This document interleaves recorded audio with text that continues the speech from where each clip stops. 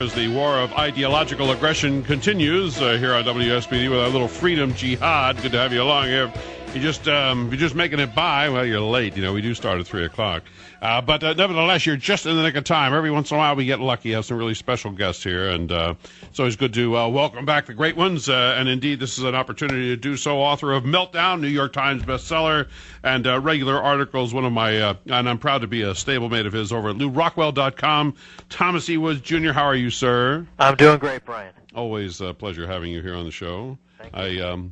And I want to thank you for your, especially for your latest column, your latest piece on LouRockwell.com. It really made me feel good about taking a pass on that full boat scholarship to Princeton. Well, thanks.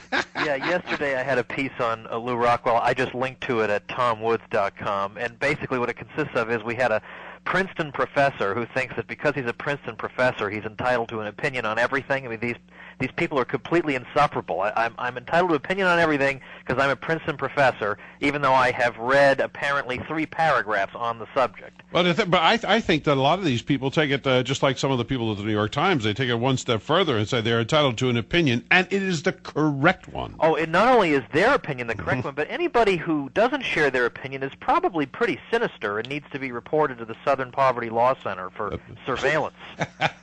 I love that group. They're a bunch of whack jobs. But I told everybody we'd be talking about nullification for a little while today because there has been an awful lot said and done, and we've talked about it here with the folks over at the that are pushing the 10th Amendment and recognition for that. There's legislation languishing, and in some cases actually passed in some states. Virginia and Iowa, I believe, have passed laws basically telling the Obama administration that they and their health care can go take a running jump at themselves.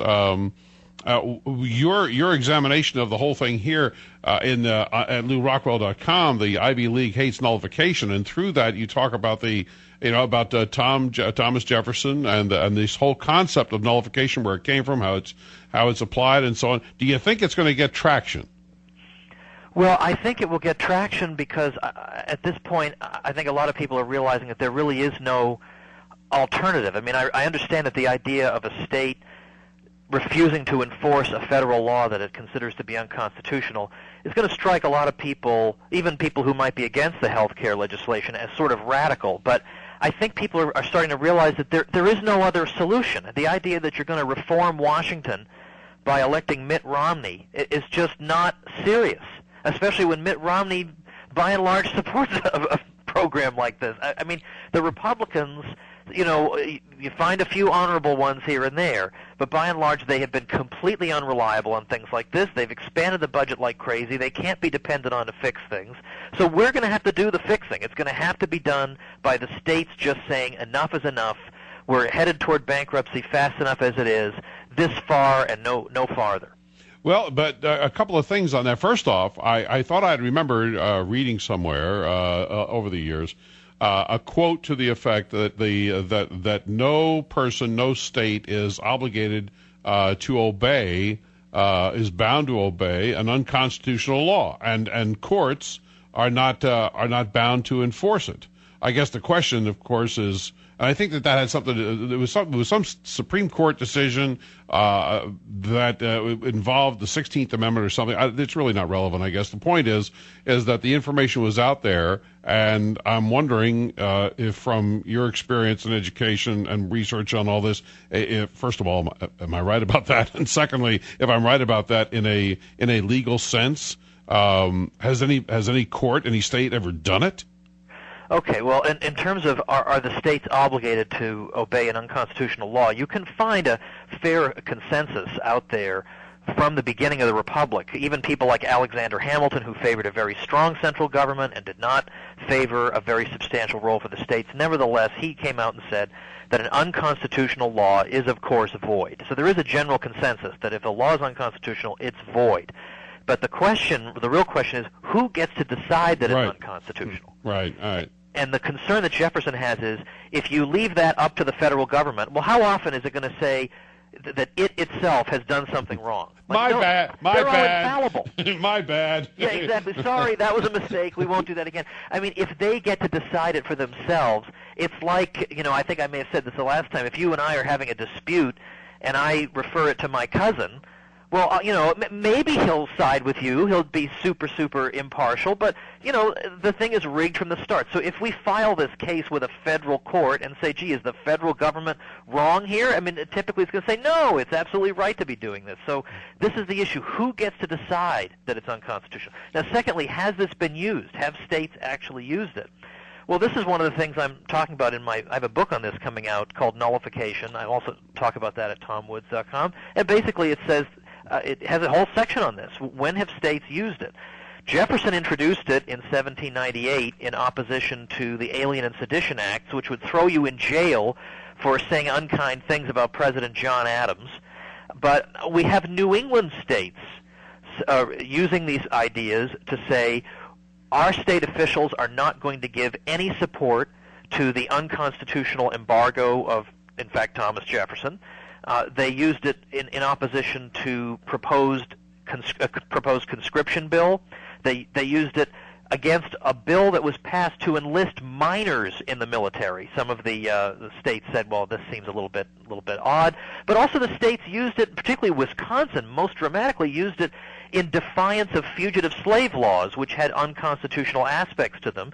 And they said, no way, we're not going to enforce these. We in the state declare this to be an unconstitutional intrusion in the power of the states to prevent kidnapping of its citizens, and so we're not going to do it. So it does have an honorable but completely forgotten and suppressed lineage in American history. Now, two things. First off, for the folks in the audio audience, number one, everything that Tom just said is covered in detail. First off, in the piece that's at LouRockwell.com, and you're at TomWoods.com, right? Right, and that's because the Lou Rockwell article ran yesterday, so it's probably fallen off. So TomWoods.com, you can see the article. Yeah, you got to go to the archives to call it up. But nevertheless, and secondly, the book Nullification. When we finally get our grubby mitts on our hand on a copy, we're going to have you back on to go into greater detail about that. But the one thing though, with respects to all those references that you made, for want of a better term, they're kind of ancient history to what we're in now. And what I'm wondering is, with the advent of the government's use of green mail, gas taxes, things, setting standards, school lunches, various subsidies, and so on, they get what they want from the states. Otherwise, they cut off the money supply. It's really kind of atrocious. So I'm wondering, is it really possible to think that even with Virginia and Iowa, for example, and I think 30 some odd other states going after this, is there any reason to believe that they'd actually successfully be able to pull that off when the government has got so many bucks? Yeah, well, that is definitely a problem. I mean, there are a couple of ways out of that. I mean, number one, if the federal government imposes an unconstitutional, unfunded mandate on the state and the state nullifies it, well, then they save the money on that mandate. But secondly, there are several states that are introducing federal tax escrow accounts, whereby your federal income taxes are first going to pass through the state treasury, so that this way the federal government can't blackmail you or greenmail you as easily, because then we're just going to hang on to the money that you would have tried to withhold from us. So, I mean, there's that approach. But ultimately, it may be necessary at some point to insert some kind of a state veto into the Constitution, whereby, and I just picked this at random, let's say if 2/3 of the states absolutely say no to a federal law, then the law is overturned. And the thing is that the states used to have a state negative. When the state legislatures used to elect the senators, right, the senators represented the state. They didn't represent some donors all over the country. They represented the state. That's gone now. So the states may need, in fact, to have that restored, a state negative, like what I'm proposing, so that when the federal government consistently says yes to itself, there's still a possibility that another force in society could say no. All right, so first off, we have to get rid of the 17th Amendment. Well, I mean, that would be great, but the chances that we'll have a rational, non-cartoonish, non-third grader discussion of the 17th Amendment in this country is zero. Okay, never mind. What I'm proposing is that we could do this even in the teeth of the 17th Amendment. We could just simply have the states be able to resist through 2/3 of them saying, we're dead set against this, this is unconstitutional. Well, do you get the sense that the financial obligations that are being heaped on the states through these various programs, whether it be Medicaid or Medicare or any of the rest of these requirements, these mandates that are, but not so much the personal mandate with respect to the health care, but but just all these other things that states are having to comply. Do you get the sense that we would move from the theory to the pragmatic, because there would be more than two governors, more than a dozen attorneys general who would find the appropriate body parts to stand up and make this happen? Yeah, I think the fact that we're hurtling so quickly toward bankruptcy will in fact push this movement along, because it will give backbone to state politicians who might not otherwise have it, who could just simply say, look, as a practical matter, the money for what you're asking us to do does not exist. So therefore, it's not even that we're telling you we're not doing it. We can't possibly do it. So what are you going to do, send in the tanks? I mean, we cannot fulfill. I mean, if you look, one state government after another and one city government after another is teetering on the verge of bankruptcy. In Missouri, they just discovered that by accident they may have underestimated the state's debt by $1 billion. Whoops, I guess they forgot to carry the one.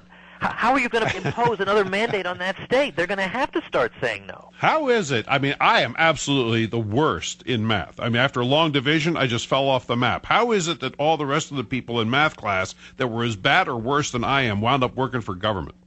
Yeah, I know.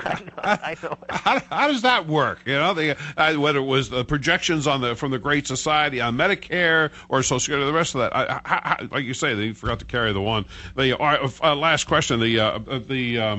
Well, we have a second here. Okay, and I asked Lou this the other day when he was on the show. I mean, you're in economics, and you understand all this stuff that is just so much mumbo jumbo to the rest of us.